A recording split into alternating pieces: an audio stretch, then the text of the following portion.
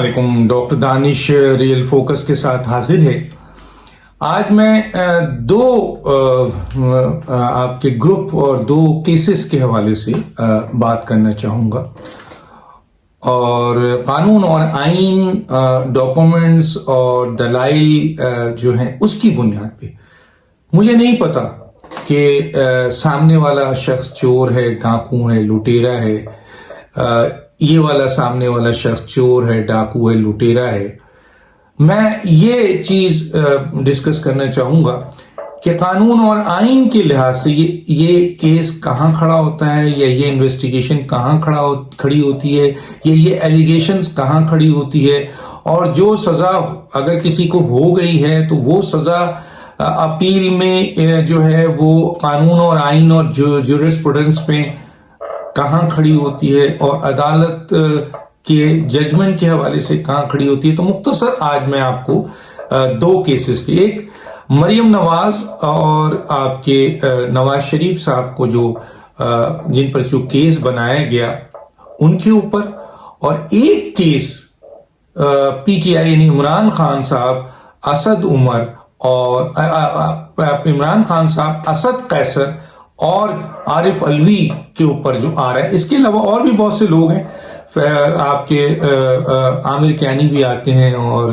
سیف اللہ نیازی بھی آتے ہیں، اور لوگ بھی آتے ہیں، لیکن میں ان تین کو جو حکومت کی ٹاپ پوزیشن پہ بیٹھے ہوئے ہیں، ایک وزیر اعظم ہے اس ملک کا، ایک صدر ہے اس ملک کا، اور ایک نیشنل اسمبلی کا اسپیکر ہے، اس کے حوالے سے جو کیس آتا ہے۔ اب سب سے پہلے تو میں آ جاتا ہوں کہ کیا مریم نواز صاحبہ اور نواز شریف صاحب کو آپ کو پتا ہے کہ سزا ہوئی تھی، 3 کیسز ان کے بنائے گئے تھے، ایک فلیگ شپ، ایک العزیزیہ اور ایک ایون فیلڈ۔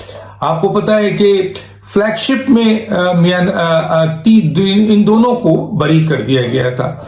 یہ سب سے پہلے جو فلیگ شپ کیس جو اس کے اوپر جو آپ کے آرگومنٹس ہوا، اور اس کے بعد عدالت نے ان دونوں کو بری کر دیا۔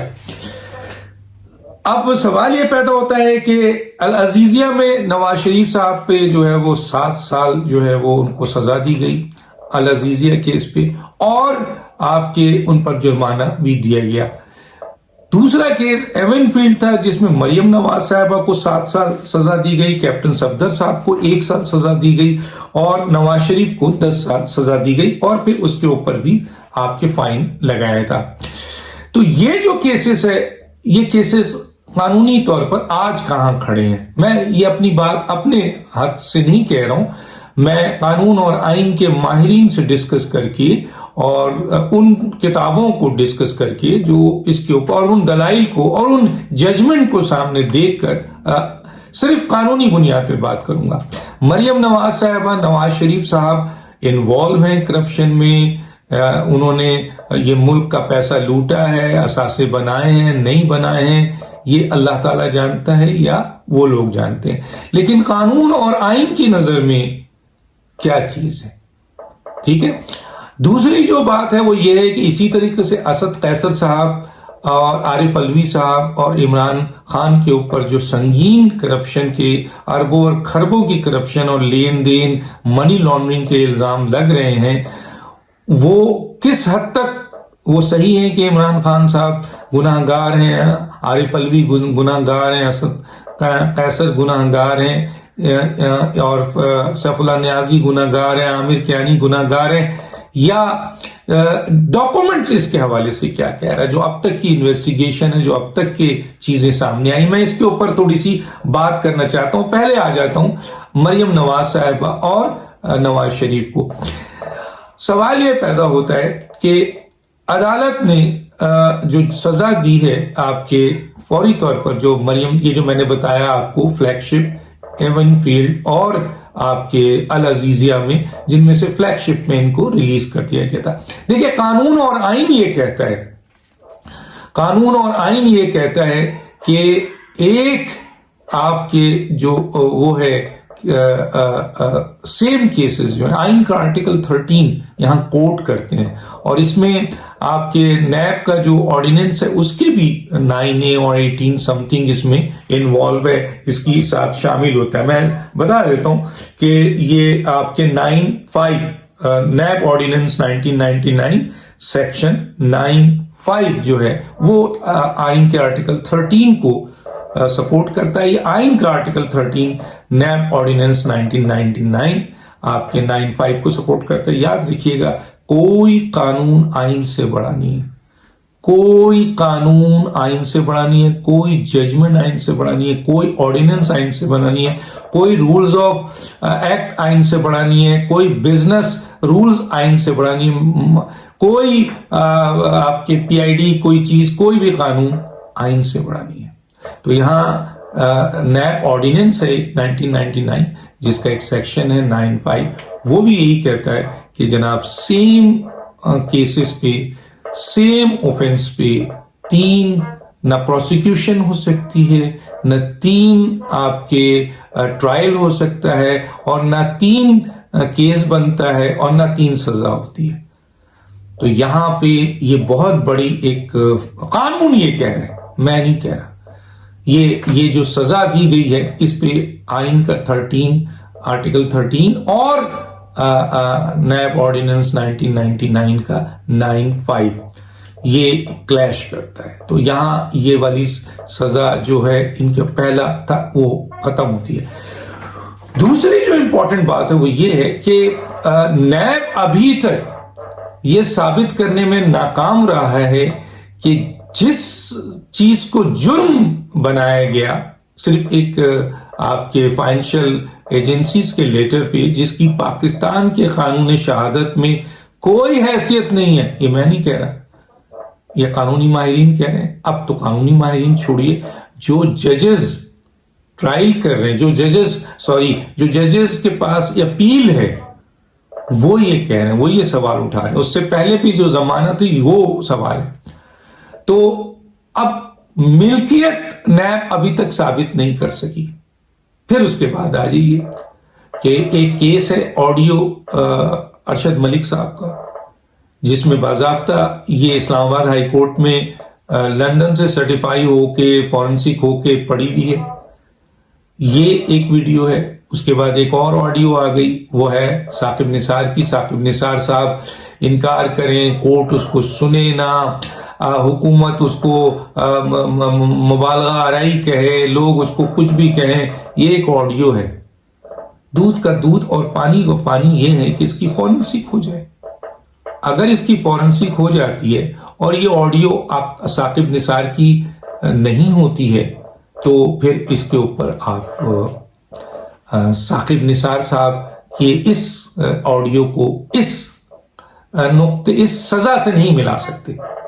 لیکن اگر یہ آڈیو ثابت ہو جائے کہ یہ آڈیو صحیح ہے تو پھر یہ کیس جورسپروڈنس کے لحاظ سے شک کی بنیاد پر آپ کے ڈیفنس کو قانون ریلیز کرتا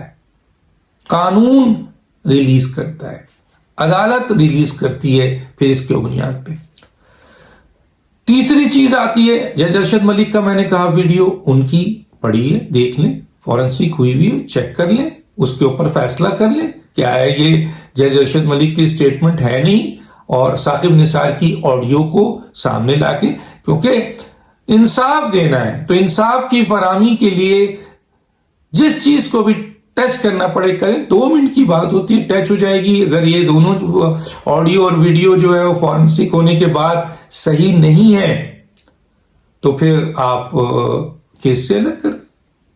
لیکن اگر یہ ہے تو پھر قانونی پوائنٹ آف ویو سے ڈیفنس کے حوالے سے پروسیکیوشن کو فائدہ نہیں ہے, ڈیفنس کو فائدہ ہوگا جورسپروڈنس کے حوالے سے.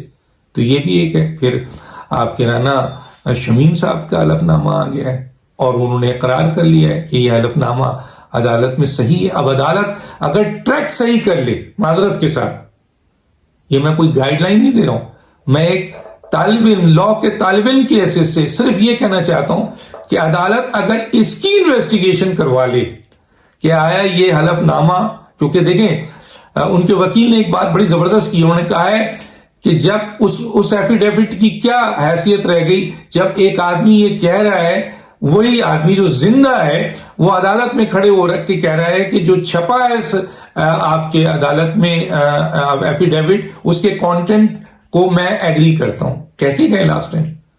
تو قانون یہ کہتا ہے کہ جب ایک شخص اقرار کر لیتا ہے تو پھر اس کے بعد اس ایفیڈیوٹ کو لاؤ، یہ کرو، وہ اس کی کوئی حیثیت نہیں ہوتی. ہاں، اخبار میں ایک نام کو ڈیلیٹ کیا گیا یعنی نہیں دیا گیا، وہ اس ایفیڈیوٹ میں لکھا ہوگا، وہ آ جائے گا، لیکن وہ بھی سامنے. تو اس کو اگر آپ مثلا اس کو اگر ایک ڈاکومنٹس کی حیثیت سے انویسٹیگیٹ کر لیا جائے اور ان صاحب کو اور دوسرے جو ثاقب نثار صاحب کو دونوں کو بلا کے حلف دے دیا جائے، ہاتھ میں قرآن دے دیا جائے، تو پھر یہ مسئلہ تو حل ہو جائے گا.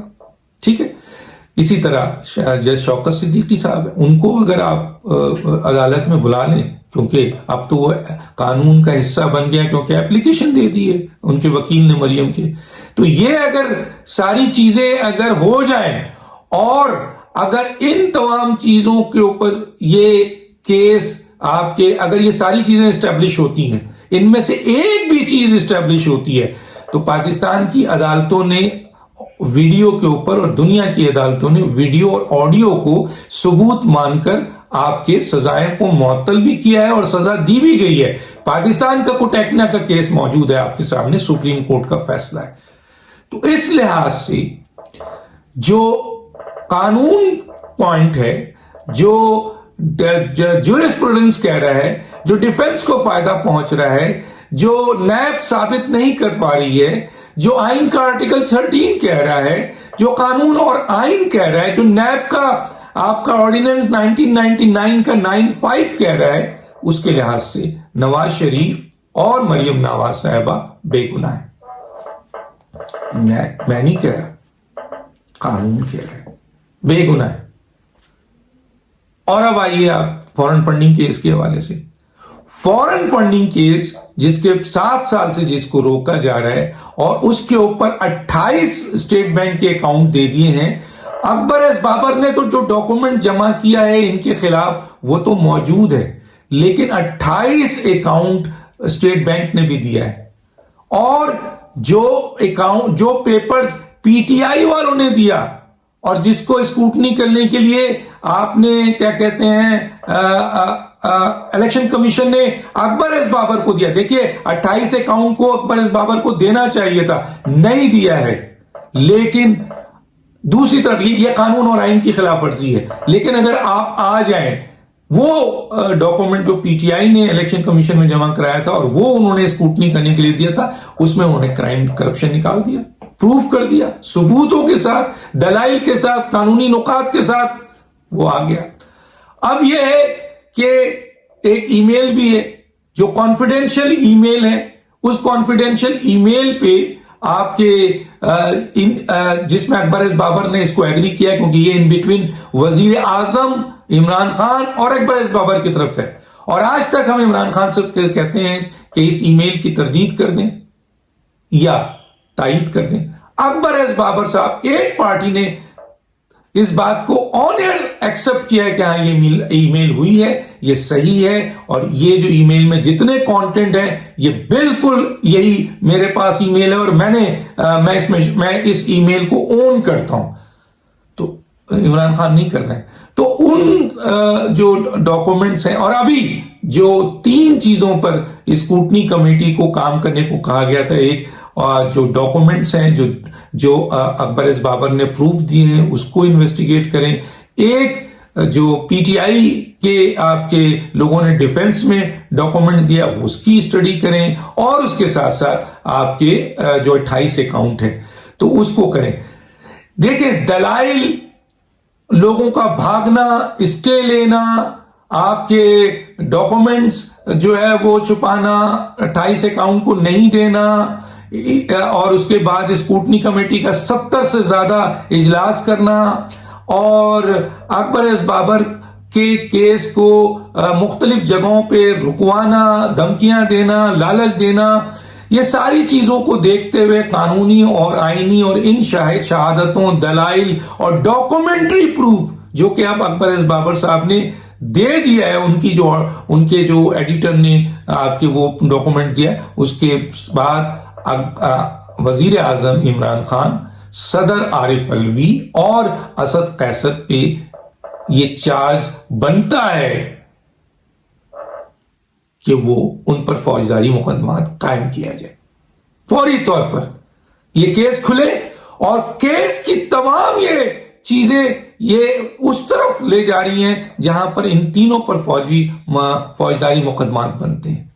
اب سزا کیا ہوتی ہے یہ عدالت کا کام ہے.